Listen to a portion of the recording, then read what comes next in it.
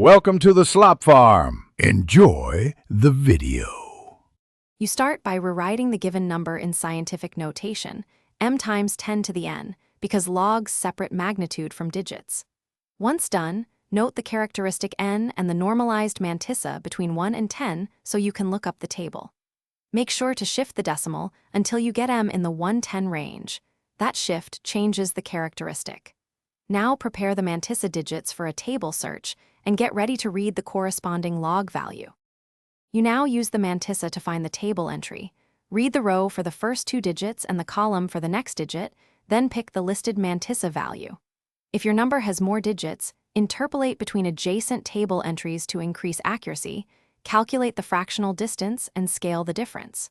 Once complete, add the characteristic n to this mantissa value. That sum is the common logarithm.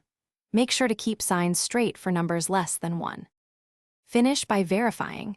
Raise 10 to the calculated log to see if you recover the original number. This confirms correct characteristic and mantissa addition.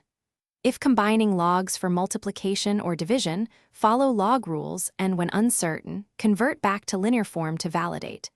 If your result is off by a power of 10, renormalize the mantissa. You probably shifted the decimal wrong. Finally, double-check interpolation, arithmetic, and digit placement before accepting the final value. Thanks for watching. Consider subscribing if we helped you today.